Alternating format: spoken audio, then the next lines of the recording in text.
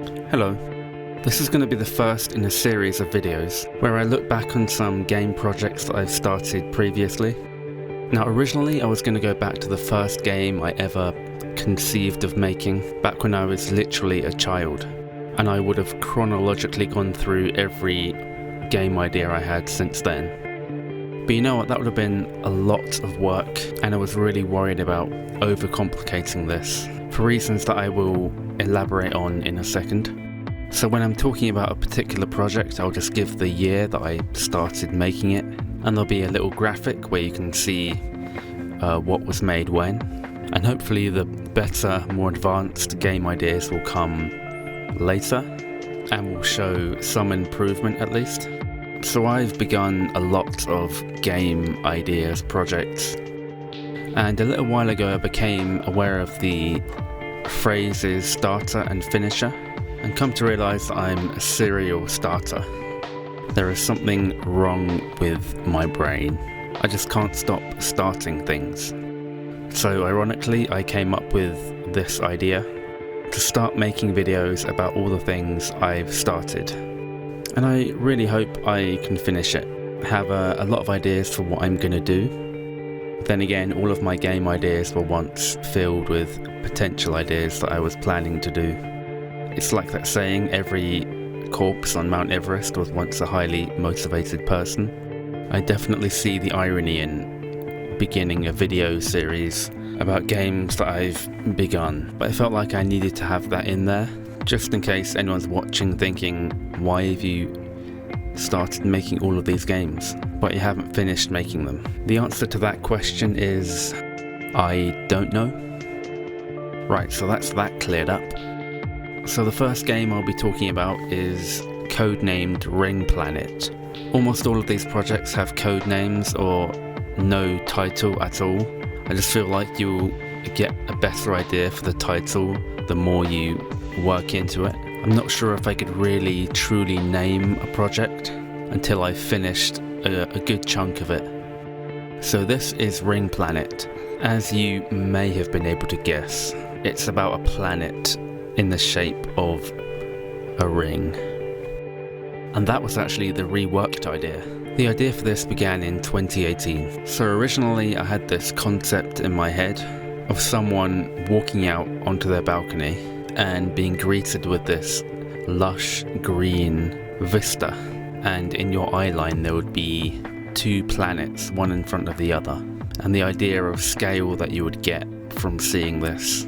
So I'm going to show you a couple of videos of two really early concepts I had for it. This was playing around with the idea of the greenness and it being offset with this weird science fiction element. This incarnation of the idea wouldn't last though. Whenever I make ideas, they tend to bend towards science fiction and big urban city landscapes.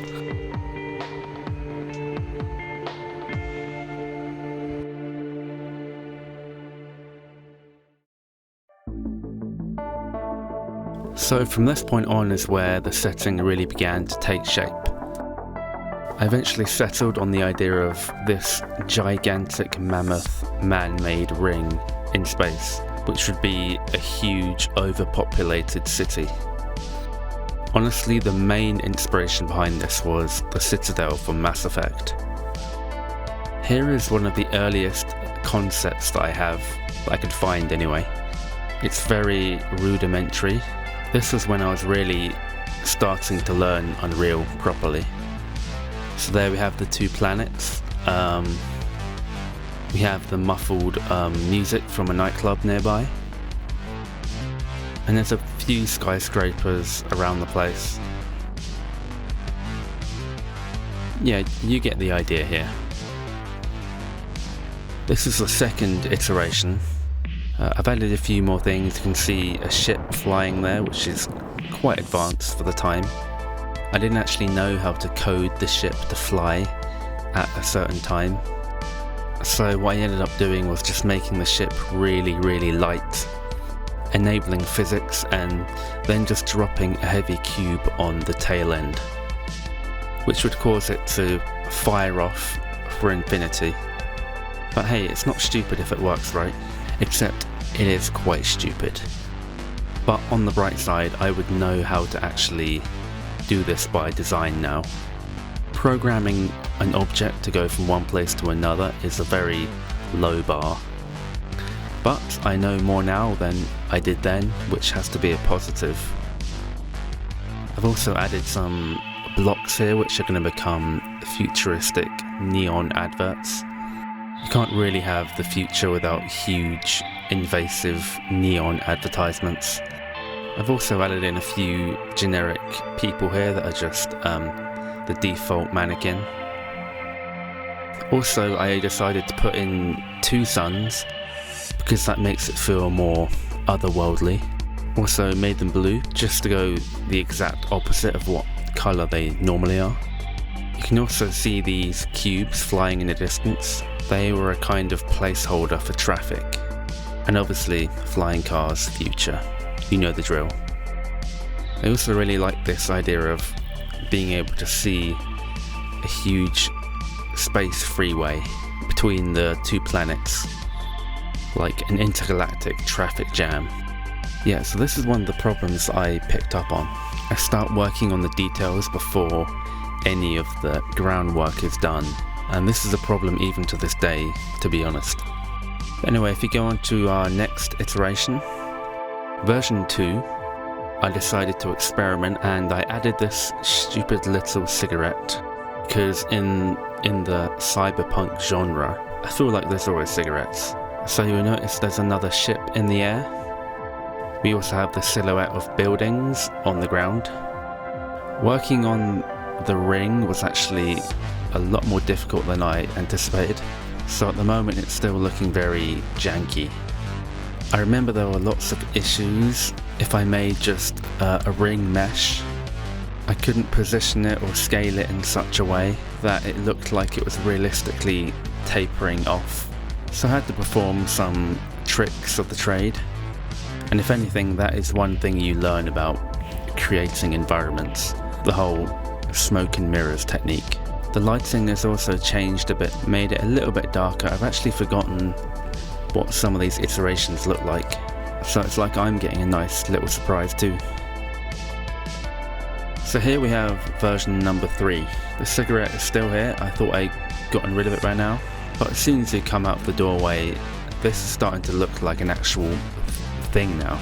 We have our neon advertisements, we have lights on the buildings. Some nice reflections here too. The ring is looking better too. It actually almost looks circular now. We also have actual meshes for some of the flying ships.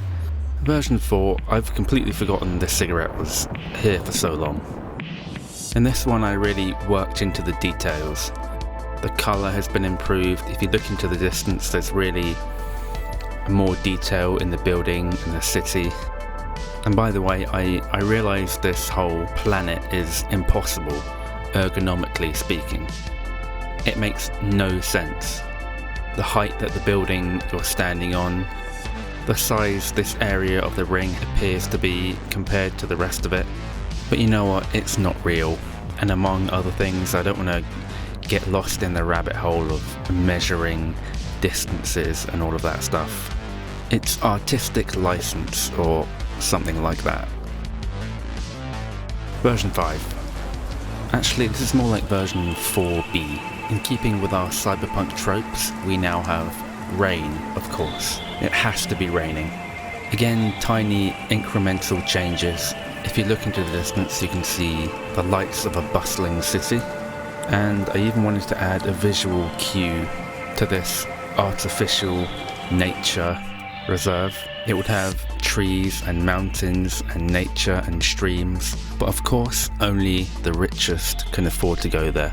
I've also added some dust particles in the air, being that you're in a dirty, grimy industrial city. On the subject of the rain, I did think about how this would work, considering the whole ecosystem and it being an artificial ring planet. But again, I just thought make now, think later. Maybe there's some kind of seasonal system. Also, the building that you're in is the Police Defence Force building. That's PDF for short, because you are a detective. check off another cyberpunk trope. And of course there's Japanese writing, and it was at this point where I upgraded my Unreal Engine and I migrated all of this stuff to the new project. Because I had some ideas on how to improve this a bit more, and it was going to require a brand new blueprint system, so I thought I'd start from a fresh version of this, but keep the old version, and seeing as we're here right now, I'm glad I did. But you know what, I think this would be a good place to end the first part. For the second video, I'm thinking of focusing on going back over the concept behind the game, ideas I had going into it, and the sort of thing that I was going to put in there, the story, etc. And then there'll be a third video where I show the latest version of the game, and everything that's been done up to date. But I think this is a good place to leave this video. So if you're interested in seeing where this goes, stay tuned, check back, and if you're not, then I don't know.